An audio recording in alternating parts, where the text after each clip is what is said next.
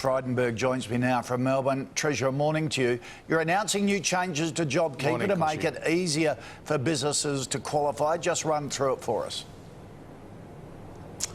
Well, the Morrison government, Koch, is committing an additional $15.6 billion to expand the JobKeeper program. Around $13 billion of that will make its way to Victoria, with more Victorian businesses and employees being eligible.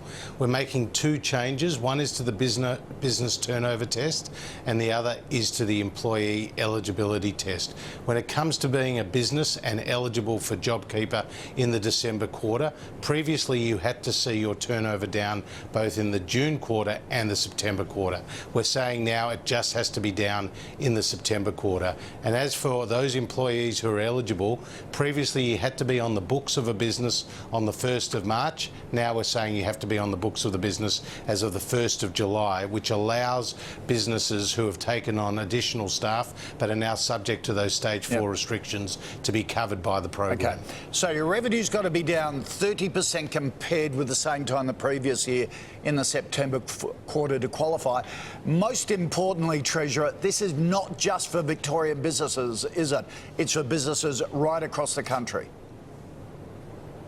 And that is a very important point. We have maintained the national focus and the national rollout of this program. It's always been temporary, it's always been demand driven, but of course we are a country at two different stages of dealing with the coronavirus. There's Victoria and then there's the rest. In Victoria we're subject to curfews, school closures, business closures, whereas in the rest of the country we're seeing people get back to work and those restrictions being eased. And you saw that, Koch, in the most recent job numbers, which were quite positive. Yep.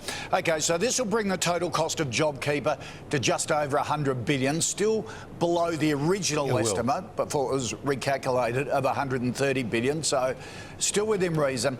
What do you say to people that will say, we can't afford it? This will push government debt too high, we'll never be able to pay it back, the economy will never recover.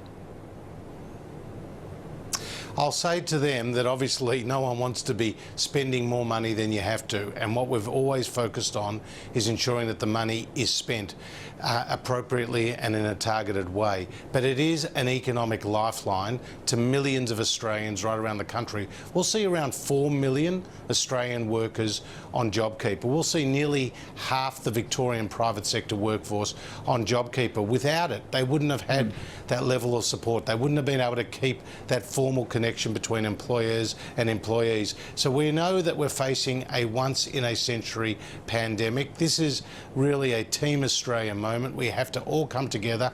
We can manage these higher debt burden, particularly, Koch, because we went into this crisis with a much lower level of debt to GDP than many other countries around the world, including the United States, the UK, Japan and others. And also the other thing is, you raise money, you borrow this debt by issuing government bonds.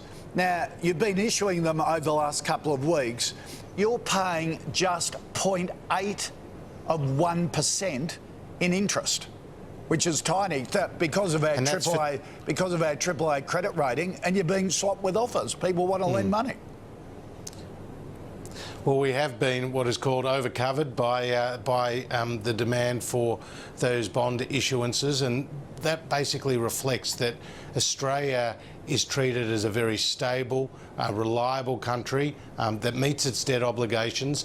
And that number that you quoted, 0.8%, that's for 10-year money. If you're borrowing 5-year money, it's half of that. We recently released for the first time in some time 30-year bonds, and so we are locking in these lower interest rates so that we can pay it back over time. Jeez, I wouldn't mind a bit of that if you've got a bit to spare.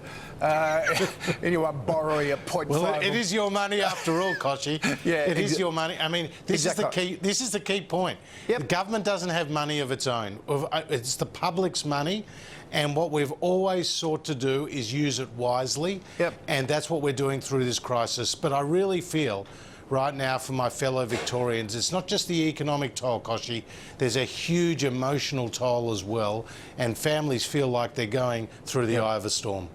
Treasurer, appreciate your time. Thank you. Nice to be with you.